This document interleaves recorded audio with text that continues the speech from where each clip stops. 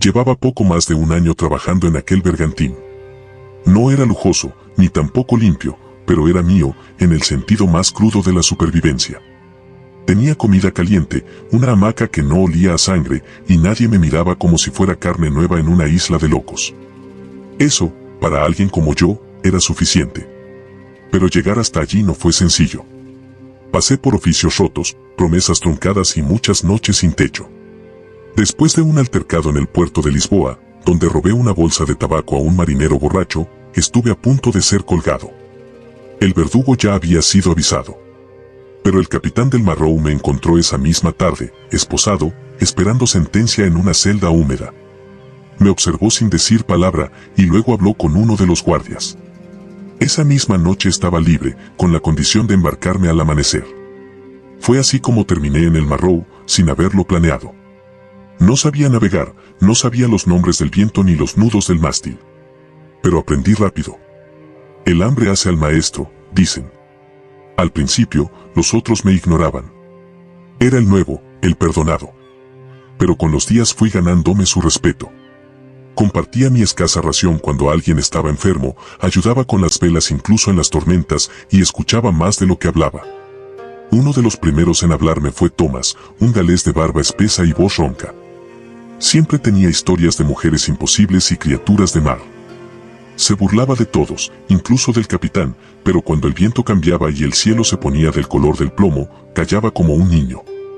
Decía que el mar tenía oídos. Luego estaba Malik, un cocinero viejo de piel curtida por el fuego.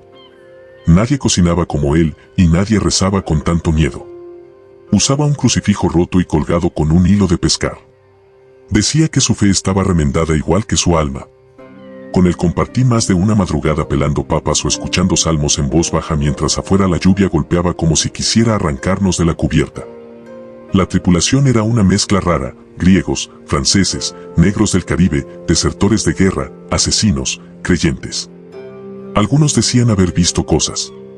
Otros no hablaban nunca. Yo me llevaba bien con casi todos. Ayudaba en lo que podía, no preguntaba nada y me guardaba mis opiniones. El bergantín se llamaba Marrow. Marrow como médula, o como tu última reserva de vida cuando ya no queda carne ni alma. Lo nombraron así por un poema viejo, o eso decía el capitán. Un hombre callado, de piel curtida por el salitre, que dormía con un cuchillo bajo la almohada aunque estuviera en alta mar. Todos lo respetaban. Yo también, hasta cierto punto. No le gustaba hablar, y eso lo hacía confiable. Fue en la tercera semana de marzo, si es que allá lejos el calendario seguía existiendo, cuando lo encontramos. Estábamos varando cerca de las costas del Cuerno de África, buscando agua dulce, cuando un bote pequeño se nos cruzó como un fantasma. Flotaba solo, sin vela, sin remo, sin nombre. Era un bote muerto. El capitán mandó bajarlo. Dentro había dos cosas, una vela negra enrollada y una botella de cristal cerrada con cera roja. No había cuerpo. Ni olor. Solo eso. Yo fui el que rompió el sello. Nadie más quiso tocarla. Dentro estaba el mapa. Era viejo, arrugado, casi deshaciéndose. Dibujado a mano con una tinta que olía a sal y hierro. No tenía nombres, ni coordenadas claras. Solo una isla. Una mancha en medio del océano, rodeada de dibujos de dientes, ojos y unos símbolos que no eran letras.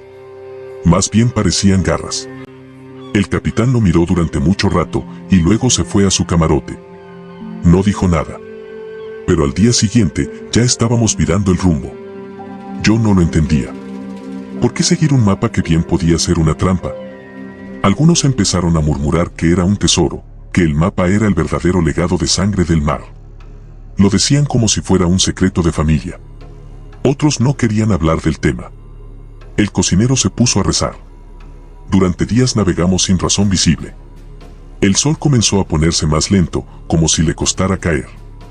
Y por la noche, las estrellas no eran las mismas. El timonel juró que la brújula había girado sola. Yo mismo la vi dar vueltas sin que nadie la tocara. Como si estuviéramos atrapados en una broma del mar. Pero el capitán decía que debíamos seguir. Y nadie se atrevía a contradecirlo. Una noche, mientras estaba en cubierta, el viento paró de golpe. Como si el mundo hubiera contenido el aliento.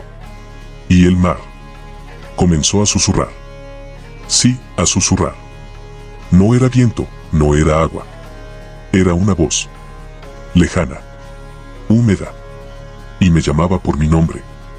La voz me hizo congelar. No entendía de dónde venía ni qué decía exactamente, pero había algo en ella que me traspasó la piel. Como si el mar estuviera vivo, vigilándonos, esperando algo. Me quedé allí, inmóvil, con la mirada perdida en la oscuridad. Los demás seguían con sus quehaceres, ajenos a ese susurro que parecía solo llegar a mí. Pero yo sentí que algo dentro mío despertaba, una mezcla de miedo y fascinación. Al día siguiente, el capitán reunió a la tripulación. Su voz era más grave que de costumbre, y sus ojos parecían tener el peso de siglos de secretos. «Vamos a llegar a esa isla», dijo con firmeza. «No importa qué encontremos, tenemos que estar listos». Nadie habló. Solo el sonido del oleaje y el crujir del barco llenaban el aire. Esa noche, durante la guardia, Thomas se sentó a mi lado. Me miró con una mezcla de advertencia y complicidad. «No es la primera vez que me encuentro con algo así», susurró. «El mar guarda sus propias almas, y no todas son amables». Le pregunté qué quería decir, pero solo meneó la cabeza y me señaló el horizonte, donde la luna se reflejaba en aguas oscuras. «Prepárate, muchacho. Esto apenas comienza». Las horas siguientes fueron una mezcla de vigilancia y silencios incómodos. Malik, el cocinero, empezó a repartir pequeñas porciones de un brebaje que él llamaba protección contra lo que no se ve. Nadie cuestionó, aunque algunos intercambiaban miradas nerviosas. La isla seguía acercándose, envuelta en una neblina espesa que parecía tragarse la luz. A medida que nos acercábamos, el aire se volvió más pesado, como si cada bocanada fuera un recuerdo de 1000 almas perdidas. Y entonces, al amanecer, la niebla se abrió lo suficiente para que pudiéramos ver la costa. No había playa, solo acantilados que parecían salir de una pesadilla. Y en la cima, una figura oscura nos esperaba. La figura en la cima de aquel acantilado no se movía, ni siquiera parecía respirar. Solo estaba ahí, erguida contra el gris del cielo, como si fuera parte del paisaje. El capitán ordenó bajar las velas y prepararse para desembarcar. El silencio era pesado. Ni un pájaro cantaba. Solo el golpeteo de las olas rompiendo contra las rocas, como un latido lento y constante. Al pisar la isla, el aire cambió. Ya no era solo pesado, sino frío, húmedo, con un olor a tierra vieja y madera podrida. Malik rezaba en voz baja, mientras Thomas miraba a todos lados, como esperando que algo surgiera de la nada. El terreno era escarpado y cubierto de raíces que parecían dedos retorcidos. Caminamos sin rumbo claro, siguiendo solo la intuición que nos daba el mapa y la promesa de ese tesoro que el capitán guardaba como un secreto ardiente. Pero no tardaron en llegar las primeras señales. Un árbol caído que parecía haber sido partido por una fuerza invisible. Marcas en la corteza. Pájaro cantaba. Solo el golpeteo de las olas rompiendo contra las rocas, como un latido lento y constante. Al pisar la isla, el aire cambió. Ya no era solo pesado, sino frío, húmedo, con un olor a tierra vieja y madera podrida. Malik rezaba en voz baja, mientras Thomas miraba a todos lados, como esperando que algo surgiera de la nada. El terreno era escarpado y cubierto de raíces que parecían dedos retorcidos. Caminamos sin rumbo claro, siguiendo solo la intuición que nos daba el mapa y la promesa de ese tesoro que el capitán guardaba como un secreto ardiente. Pero no tardaron en llegar las primeras señales. Un árbol caído que parecía haber sido partido por una fuerza invisible. Marcas en la corteza que recordaban a garras. Y un susurro sutil que se colaba entre las hojas, como si la isla misma estuviera viva y nos estudiara. Por la noche, armamos un pequeño campamento. Mientras algunos cuidaban la vigilia, yo me senté cerca del fuego con Thomas y Malik. Thomas me contó historias que parecían más advertencias que relatos.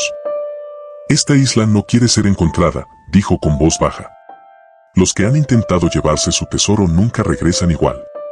Algunos ni regresan». Malik soltó un suspiro y acarició el crucifijo remendado. «Lo que hay aquí no es oro ni plata», murmuró. «Es algo más antiguo. Más oscuro».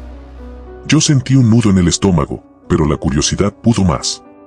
Al día siguiente, nos adentraríamos más, y no había marcha atrás. La madrugada llegó fría y silenciosa. El viento apenas movía las hojas y la neblina abrazaba cada rincón de la isla como un manto fantasmal. La tripulación se movía con cautela, cada paso resonando en un suelo cubierto de hojarasca y ramas quebradizas. Yo me sentía observado, como si cientos de ojos invisibles me escudriñaran desde la oscuridad entre los árboles. Thomas, a mi lado, no decía nada, pero su mirada era más alerta que nunca. Malik, por su parte, llevaba siempre el crucifijo apretado en la mano, murmurando rezos sin levantar la voz. El mapa nos guiaba hacia un valle escondido entre dos montañas cubiertas de una vegetación tan densa que apenas dejaba pasar la luz. El aire olía a humedad y tierra mojada, y un extraño silencio se había apoderado del bosque, como si hasta los animales supieran que no debían hacer ruido. Mientras caminábamos, el suelo empezó a cambiar. La hojarasca dio paso a una tierra negra, casi aceitosa, que parecía absorber la luz de la luna. Por momentos, creí ver sombras moviéndose entre los árboles, pero cuando paraba a mirar, no había nada. De pronto, Thomas se detuvo y alzó una mano para pedir silencio. Señaló hacia adelante, donde una forma oscura se recortaba contra la ladera de la montaña. Era una puerta, tallada en la roca, cubierta de símbolos extraños que no parecían de este mundo. El capitán fue el primero en acercarse. Con un gesto, ordenó que preparáramos cuerdas y antorchas. Nadie protestó, aunque la tensión era palpable. Al tocar la puerta, un frío intenso recorrió mi cuerpo, como si una corriente invisible quisiera empujarme hacia atrás.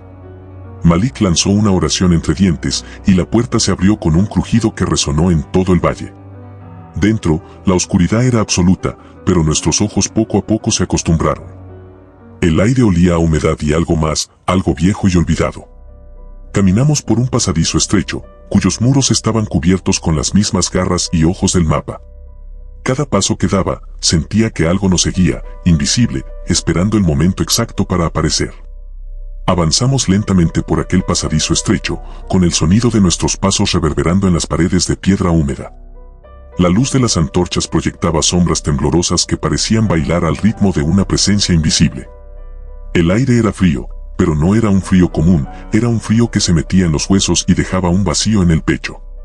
El silencio era tan profundo que podíamos escuchar hasta el latido acelerado de nuestros propios corazones. Cada uno de nosotros parecía caminar con una mezcla de respeto y temor, conscientes de que estábamos entrando en algo que no estaba hecho para ser descubierto.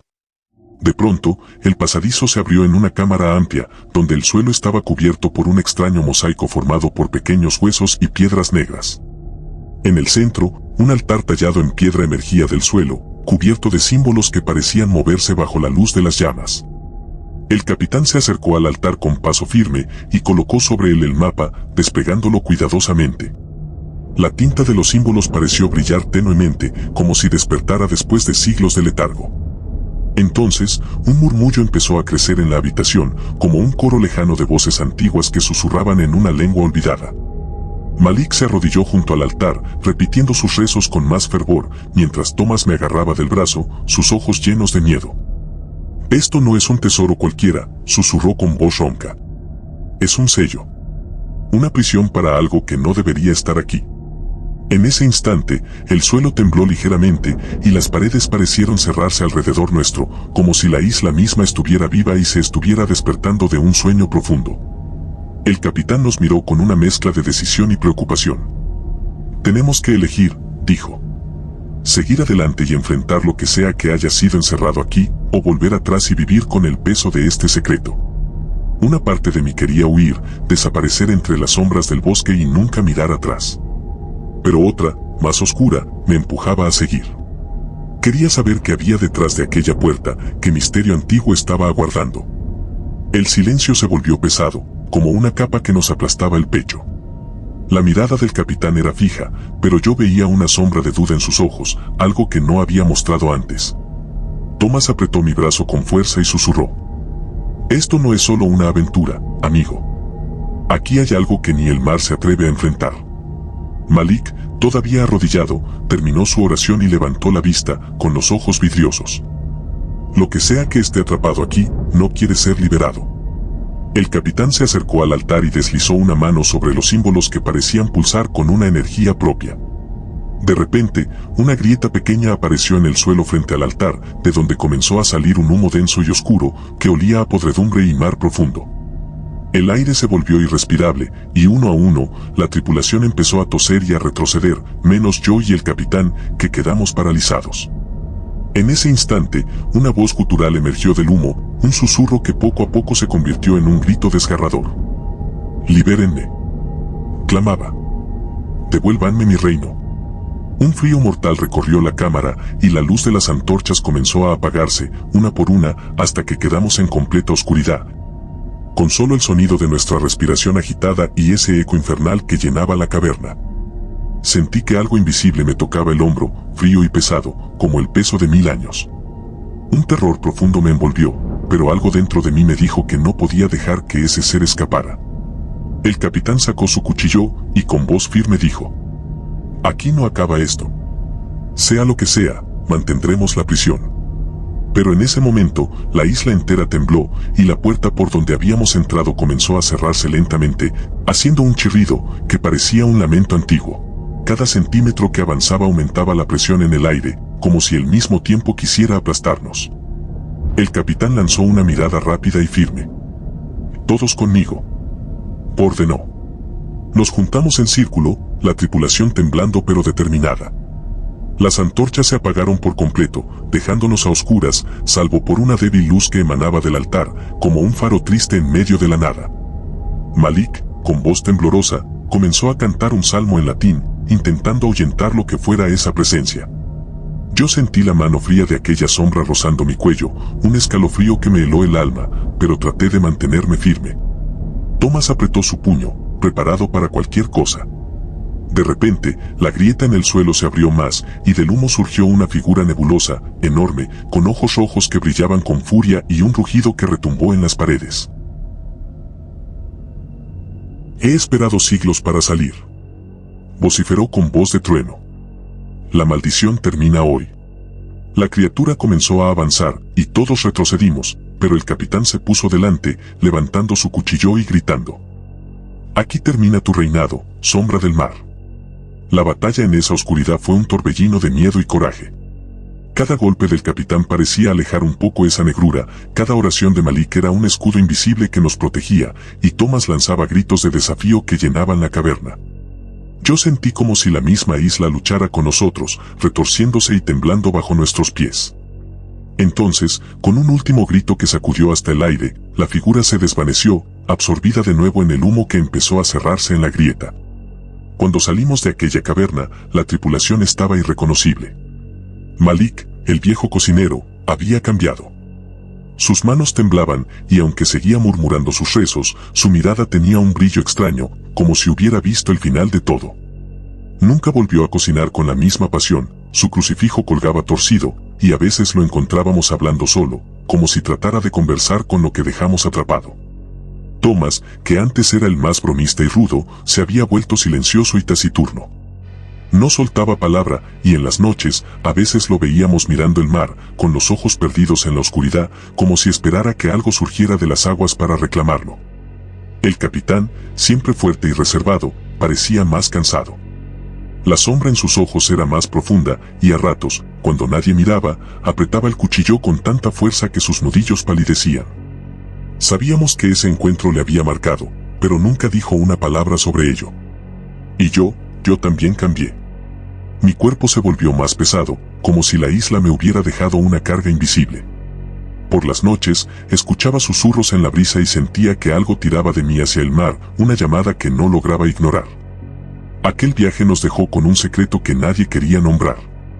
La tripulación ya no era la misma. Éramos sombras de lo que fuimos, ligados para siempre a aquel oscuro legado. La puerta, lentamente, volvió a abrirse, y la luz del exterior nos abrazó como un regalo de vida. Los días posteriores a nuestro regreso fueron extraños, como si el tiempo en el Marrow hubiera quedado detenido en un lugar ajeno a la realidad. Las risas se apagaron, las conversaciones se volvieron cortas y tensas, y el aire parecía cargado de un peso invisible que nadie podía explicar. El capitán reunió a la tripulación en la cubierta bajo la luz mortecina de un atardecer sin colores. «Escuchen», dijo con voz firme pero cansada. «La isla no es solo tierra y rocas. Es una prisión. Lo que liberamos está ahora atrapado en nosotros». No supimos si hablaba en sentido literal o figurado, pero sus palabras calaron hondo. Esa noche, mientras los demás dormían en silencio, yo me quedé mirando el horizonte. La luna estaba oculta detrás de nubes densas, y el mar parecía susurrar de nuevo, como recordándonos que nada volvería a ser igual. De repente, sentí un escalofrío recorrer mi espalda. Algo dentro de mí se removió, una voz antigua que parecía llamar desde lo profundo de mi ser, insistente, seductora. Intenté ignorarla, pero se hizo más fuerte con cada hora que pasaba. Empecé a tener sueños vívidos, la isla, la grieta, aquella figura nebulosa con ojos rojos que me miraba fijamente, no con odio, sino con una especie de tristeza infinita. Cada sueño me dejaba más exhausto, más desconectado del mundo. Los demás también parecían afectados. Malik comenzó a hablar de penitencias, y Thomas se negó a subir a cubierta en ciertas noches. El capitán, aunque seguía manteniendo el barco en curso, estaba más silencioso que nunca, y yo temía que estuviera luchando una batalla interna que ninguno podíamos ver. Sentí que el mal de la isla se había convertido en una sombra que nos seguía, un recordatorio constante de que el mar guarda secretos que no deben ser desvelados. Y así, entre la bruma y el silencio, nos dirigimos a un destino incierto, con el alma marcada por la maldición de aquel mapa. Después de semanas navegando en silencio, con el peso de la isla y sus secretos clavados en el alma, finalmente llegamos al día que todos temíamos y anhelábamos a la vez. El capitán dio la orden, bajar a la isla. El sol apenas se asomaba cuando pisamos aquella tierra extraña. La arena era fría, casi negra, y el aire olía a humedad vieja y a algo más, a algo que no podía describir. El mapa nos había llevado a un claro rodeado de árboles torcidos, cuyas ramas parecían dedos que intentaban atraparnos. En el centro, una gran roca, con símbolos igual que los del mapa, estaba semi-enterrada. Empezamos a cavar, primero con manos, luego con palas. El suelo estaba duro, como si la isla misma se resistiera a dejarnos llegar al tesoro. Cada palada levantaba polvo oscuro y un silencio pesado, roto solo por el sonido de la tierra siendo removida. Y entonces, después de horas que parecieron siglos, la pala de Thomas golpeó algo sólido. Aquí, dijo con voz ronca, jadeando. Algo hay bajo esto. Empezamos a desenterrar un cofre. Era viejo, cubierto de algas secas y marcas extrañas que parecían moverse bajo la luz del sol, como si respiraran. Cuando al fin lo sacamos, el aire cambió. Un frío profundo nos atravesó a todos. Malik dejó caer la pala y empezó a murmurar oraciones, mientras Thomas y yo nos mirábamos con miedo y fascinación. El capitán levantó la tapa del cofre lentamente, como si esperara que algo lo detuviera. Dentro no había oro, ni joyas. Solo un pequeño relicario, con un brillo oscuro que parecía absorber la luz, y un pergamino con escrituras que ninguno de nosotros pudo entender. Fue entonces cuando el viento se levantó de golpe, las sombras se alargaron, y sentimos que la isla despertaba, reclamando lo que le habíamos robado. Algo antiguo y vengativo estaba por liberarse. La maldición no se anunció con gritos ni luces cegadoras, sino con pequeños detalles que fueron creciendo como una tormenta silenciosa. Esa misma noche, cuando la oscuridad envolvía el Marrow, empezó todo. Primero fue Malik. Lo encontramos temblando en la cocina, con el crucifijo roto apretado en la mano, susurrando palabras incomprensibles que parecían arrancadas de un sueño o de una pesadilla. Su mirada estaba perdida, como si viera algo que nadie más podía. Luego Thomas empezó a cambiar. Se volvió irritable, paranoico. Decía que escuchaba voces en la cubierta, que sombras sin cuerpo lo seguían. Una noche lo pillamos tratando de quemar el relicario con un hierro candente, pero antes de que pudiera hacerlo, su mano se enfrió y el hierro se apagó como si nada. Yo mismo sentía como algo tiraba de mi mente, una presencia invisible que me susurraba secretos oscuros, prometiéndome poder a cambio de un precio. El capitán se encerró en su camarote, y solo se asomaba para darnos órdenes frías y precisas, como si el hombre que todos conocíamos ya no existiera. Y el mar dejó de ser nuestro amigo. Las noches eran un susurro constante de lamentos, las olas golpeaban con furia inusual, y la brújula seguía sin apuntar a nada. Una a una, las mentes comenzaron a quebrarse, los cuerpos a fallar. Algunos desaparecían en la noche, otros simplemente se quedaban mirando al vacío, como si hubieran sido arrancados del mundo. Era como si la maldición del relicario fuera un veneno invisible, una sombra que crecía y consumía todo lo que tocaba. Y entonces, en la penumbra de una madrugada sin luna, la isla misma pareció respirar y una figura oscura emergió del mar, con ojos rojos que reflejaban siglos de ira y tristeza. No era un hombre, ni un fantasma, ni siquiera un monstruo, sino algo antiguo, una fuerza que había estado esperando pacientemente a que alguien se atreviera a robar su secreto. El silencio se rompió con un gruñido profundo que parecía venir del mismo corazón del océano. La figura oscura avanzaba hacia nosotros, arrastrándose entre las olas como una sombra viviente. Sus ojos rojos eran faros de un dolor antiguo, un reclamo de venganza y desesperación. El capitán salió de su camarote, blandiendo su cuchillo con la mano firme, pero sus ojos ya no tenían la chispa de antes. Nos ordenó formar círculo, como si esperara que la unión pudiera protegernos de aquello. Thomas intentó lanzar un grito de desafío, pero su voz se quebró en un susurro. Malik, aún temblando, sostenía el crucifijo y murmuraba oraciones con una fervorosa desesperación. Yo sentía que mi cuerpo estaba paralizado por el miedo, pero también sabía que si no luchábamos, estábamos condenados. La figura se detuvo justo al borde de la cubierta y el aire se volvió pesado, casi tangible, como si respiráramos agua. De repente, levantó una mano huesuda y una ola gigantesca chocó contra el barco, haciéndonos tambalear. Pero el capitán, con una fuerza que parecía venir de otro mundo, lanzó un grito y clavó su cuchillo en el relicario que todavía sostenía.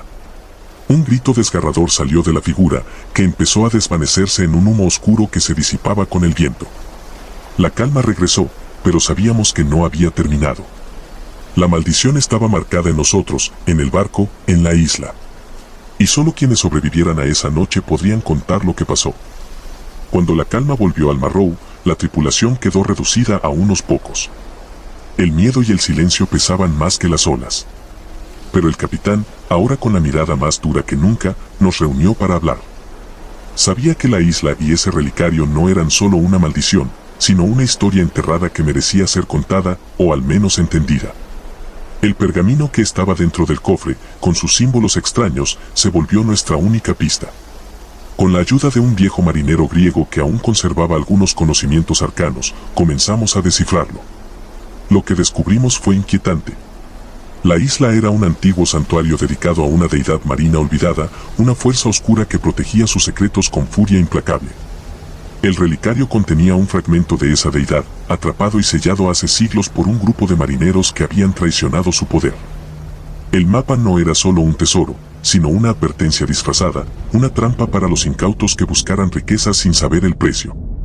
La maldición no se rompería con la destrucción física, sino con el reconocimiento y respeto hacia esa antigua fuerza y el pago de un tributo eterno. La tripulación debatió qué hacer. Algunos querían abandonar la isla y olvidar todo, pero sabíamos que la sombra de la maldición nos perseguiría hasta el fin de nuestros días. El capitán decidió entonces un pacto, respetar la memoria y los límites de aquella deidad, navegar con un nuevo rumbo y nunca revelar el secreto. Después de aquel pacto, algo cambió en el Marrow y en nosotros. La tripulación ya no era la misma, aunque seguíamos navegando juntos, atrapados en esa suerte que parecía más una condena que un destino. Los días se hicieron más silenciosos. Ya no había bromas ni canciones en la cubierta. Cada uno estaba como cargando un peso invisible, y a veces sentía que el viento mismo nos miraba con juicio. El capitán, que antes apenas hablaba, comenzó a contar historias al caer la noche, pero ya no de aventuras ni mares lejanos. Ahora eran cuentos de advertencias, de almas que no descansan, de pactos rotos y promesas olvidadas. Yo, por mi parte, no podía sacudir la sensación de que la isla y aquella maldición nos habían marcado para siempre. Cada vez que miraba al mar, sentía que algo estaba ahí, justo bajo la superficie, observándonos, esperando. Malik seguía rezando, más ferviente que nunca. A veces lo veía en su pequeño rincón, murmurando en voz baja mientras el crucifijo colgaba tambaleándose con la brisa. Thomas, que siempre había sido el más escéptico, ahora evitaba mirarme a los ojos. Creo que él también sentía el peso de aquello, aunque nunca lo dijera. Nadie mencionaba el mapa ni el relicario, como si el simple acto de hablarlos pudiera atraer de nuevo la oscuridad. Una noche, mientras vigilaba la cubierta, vi algo que me heló la sangre. La figura que habíamos enfrentado en la isla, esa sombra con ojos rojos, emergió del mar, pero esta vez no con furia, sino con una calma terrible. Se quedó allí, flotando, mirándonos. Y entendí algo. No estábamos siendo cazados, estábamos siendo vigilados. La maldición no era solo un castigo, era una advertencia, un recordatorio de que el mar guarda sus secretos y no perdona a quien los profana. Desde esa noche, supe que nuestro viaje no terminaría hasta que ese pacto se cumpliera del todo, y no estoy seguro de si alguno de nosotros verá el final. Los días siguientes fueron los más largos de mi vida. La figura en el mar no desaparecía, aunque nunca se acercaba demasiado. Era como si esperara a algo o a alguien. El capitán ya no dormía. Lo veía caminando por la cubierta a altas horas, susurrando para sí mismo, como si intentara negociar con algo que solo él podía ver. La tripulación, poco a poco, empezó a romperse.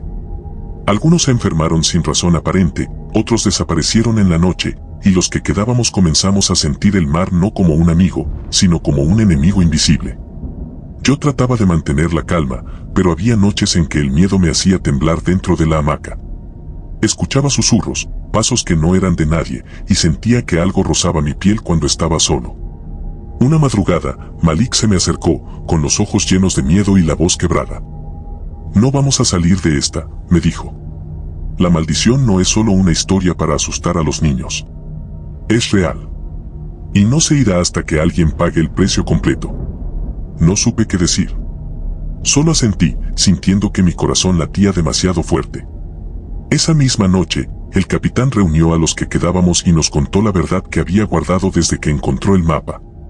Nos habló de un antiguo pacto hecho por sus antepasados con esa deidad marina, un trato sellado con sangre para proteger un secreto, un poder que nadie debía tocar. Nos dijo que el relicario contenía la llave para cerrar ese pacto, pero que usarlo sin el ritual correcto solo despertaría la furia eterna. Nos quedamos en silencio, cada uno enfrentando la realidad, estábamos atrapados en un juego que nos superaba. Desde entonces, el capitán empezó a prepararnos para el ritual, buscando en viejos libros y contando con la ayuda del marinero griego.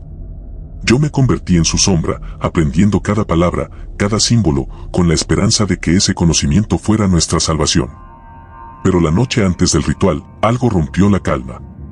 El viento se levantó con fuerza, las olas golpearon el casco como si el mar quisiera arrancarnos de la piel, y la figura apareció, más cerca que nunca. Era una sombra gigantesca, con ojos rojos que parecían quemar el alma. Y su voz, profunda y terrible, retumbó en mi cabeza. El pacto es solo el comienzo. Justo cuando la sombra estaba a punto de lanzarse hacia nosotros, un grito cortó el aire. No era de miedo, ni de desesperación. Era un grito de ira contenida, de desafío. El capitán se adelantó, levantó el relicario y empezó a recitar palabras en un idioma que nadie entendía, ni siquiera yo. La figura pareció retroceder, como si el objeto y las palabras fueran un escudo invisible. Pero entonces, algo extraño pasó. La sombra comenzó a desvanecerse, y con ella, el mar empezó a calmarse.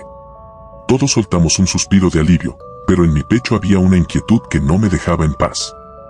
El capitán, con los ojos brillantes y la voz quebrada, nos confesó algo que había guardado desde el principio. Nunca hubo una maldición, dijo el capitán. Sus palabras se hundieron como piedra en el estómago de todos. El silencio que le siguió fue más espeso que la niebla que rodeaba la isla. Incluso el mar, que minutos antes rugía como una bestia herida, parecía escuchar. Nadie se atrevía a hablar. El mapa lo dejé yo. Su voz era apenas un susurro. Malik dio un paso atrás. Yo sentí que el mundo giraba al revés. Lo dibujé con mi sangre. Con mi sangre y con la de otros. No fue el mar quien nos trajo hasta aquí. Fui yo. Siempre fui yo. Lo mirábamos como si se hubiera quitado la piel y debajo hubiera algo inhumano. ¿Por qué? Logré decir con la garganta seca. El capitán sonrió. Era una sonrisa triste, agotada y casi satisfecha. Porque quiero salir de aquí. Se tocó el pecho, donde la tela estaba rasgada, y nos mostró una marca. Porque estoy atado. Porque fui el primero en encontrar esta isla, hace muchos años.